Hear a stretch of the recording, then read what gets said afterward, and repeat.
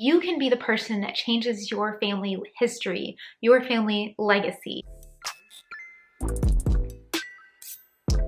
Hello and welcome to my channel. My name is Heather, and on my channel I talk all about faith-based dating and relationships to help you date with confidence and prepare for a healthy and thriving marriage.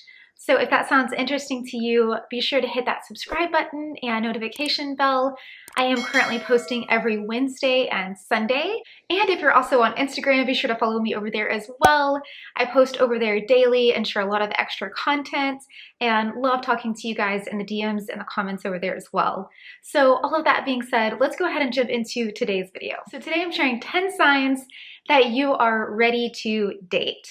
So the first one I feel like kind of goes without saying, but that is you are already pursuing an intentional relationship with God. When you're single, it's actually the perfect time to focus on cultivating that relationship with God. And if you're going into dating and not having already established that relationship with God, then you're more likely to let the dating relationship distract you because you haven't already formed that solid foundation. And you're more likely to attract men who don't have that relationship already established with God because we attract what we are, not what we want.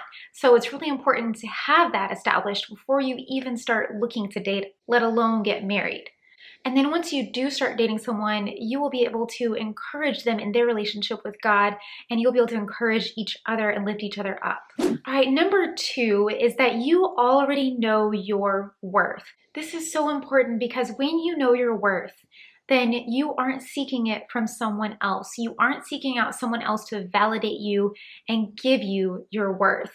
And you know what you bring to the table. You know what you bring to the relationship. You are much less likely to settle and compromise who you are. And if you don't know your worth and you don't know your value, then you're more likely to let someone else tell you what you're worth and what your value is, and let their opinions of you affect you, and let their opinions of you tell you who you are and tell you what you are. Whereas if you already have that established, you know your value and you know that you were priceless because you were bought at a price, then you're going to know that no one else can take that away from you, and you're going to be more likely to attract high quality men when you are dating. All right, the third sign that you are ready to date is that you have broken off all ties, emotional, physical, spiritual, with past relationships. This is really important because if you haven't broken off those ties, if you still have lingering emotions, or if you're still keeping things open with someone from the past, if they were to contact you, you would still be open to getting together. It's a really bad place to start from in dating someone new. You want to make sure that you have broken off all of those ties completely, and that you have taken care of and broken off any soul ties. If you don't know what a soul tie is, then I'll include some information below. There's a book that I love called Captivating by John and Stacey Eldridge, and it talks all about a woman's heart. And I believe at the end of that book, there are actual specific prayers that you can pray through to break off those soul ties with people in your past. And that is something I personally did before I ever met my husband. I went through and I prayed that prayer over every single person who I ever had any kind of emotional tie to, sexual tie to, anything that I knew needed to be broken off. I prayed through that prayer over those people in my life. And this is a really important step before you prepare for marriage, because you don't want any lingering ties that could compromise your relationship with the person you are dating or your future spouse. Whether you are dating or preparing for marriage or not, it's something really important to do just for yourself and your emotional and spiritual health, but even more so when you bring someone else in and you could potentially be hurting them by having that past tie. Number 4 is that you already know your non-negotiables and your deal breakers, and you've already established your boundaries and know how you plan to keep those boundaries. It's really important to know what those non-negotiables are before you ever even start dating someone, so that you're not entertaining the wrong person. You're not wasting time with someone who is not even meeting your bare minimum requirements, let alone any higher standards that you might have. And that will not only save you time and heartbreak, but that will save the other person time and heartbreak, because you'll already know what you're looking for. When it comes to boundaries, if you haven't already established those boundaries and know what they are before you start dating someone, it can be a lot harder once you're already in the relationship, you're already in the heat of the moment, and you haven't discussed this with the other person, it can be a lot easier to slip up and to go past the boundaries that you really wanted to go past. And you'll be a lot less likely to put yourself in situations where those boundaries will be crossed because you'll already know what they are and how you plan on keeping them. For example, if you know that you want to maintain specific physical boundaries, then you'll know ahead of time not to put yourself in compromising positions with someone that would make it more likely for you to compromise those boundaries. Number 5 is that you have positive expectations and beliefs when it comes to dating and when it comes to men. You believe that there are still good men out there. You have an abundance mentality, that there are still plenty of good men left, rather than a scarcity mentality that says all of the good men are taken.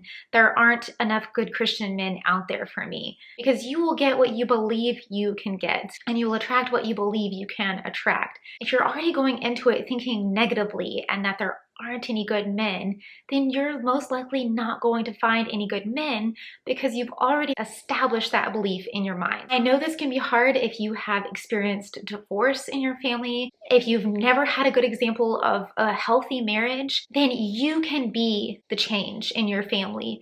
You can be the person that changes your family history, your family legacy. Don't let the negative things that have happened to you in the past or happened to your parents or your family members in the past dictate the quality of your future and your future relationship. If I had let my past and my parents' past and their examples shape who I married or if I married, then my story would be completely different. Both myself and my husband came from divorce, but we chose to have a healthy marriage and a thriving marriage, especially now that we're parents and wanting to set that example for our children of what a healthy marriage looks like. So even if you've never had that in your life, you can start now and you can start fresh with that belief and that optimism, and you can change your legacy. All right, number 6 is that you have been intentional about healing from past pain, past traumas, past relationships, or whatever else it is that you need healing from.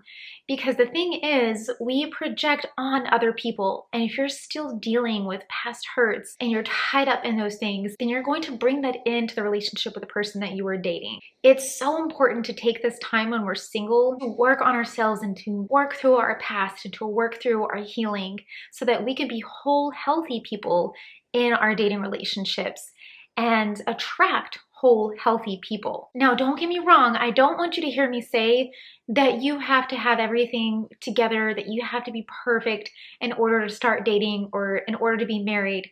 But you do need to at least be intentionally trying to work through that pain and work through that healing, because the more that you do, the healthier your relationship with yourself is going to be, and in turn, the healthier your dating relationships are going to be. And the thing about it is, you can't go wrong when it comes to working on your healing and working through past pain, because even if you don't date anyone for a while, you are making yourself better and you're making your own life better. All right, and then the 7th sign that you are ready to date is that you are looking for someone to complement you, not someone to complete you. So this kind of goes back to what I was saying in my previous point, is that you want to bring your whole healthy self to a relationship, and you want to attract someone who is already whole and healthy as well. You're not looking for someone to save you. You're not looking for someone to complete you or make you happy. You're looking for someone who complements you as you already are.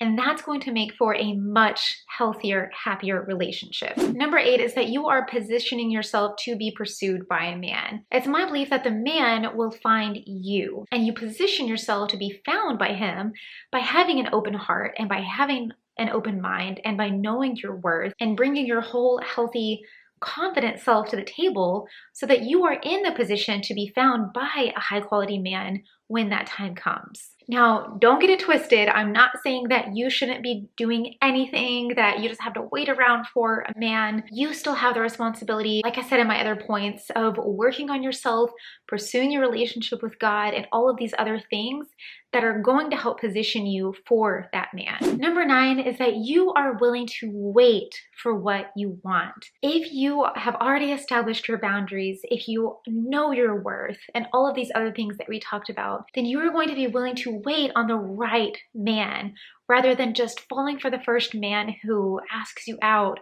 or who shows interest in you. You'll know that the right man is worth a wait rather than jumping into a relationship that is not right for you. And that will ultimately just lead to heartbreak. Number 10 is that you know your God-given purpose and are pursuing that purpose.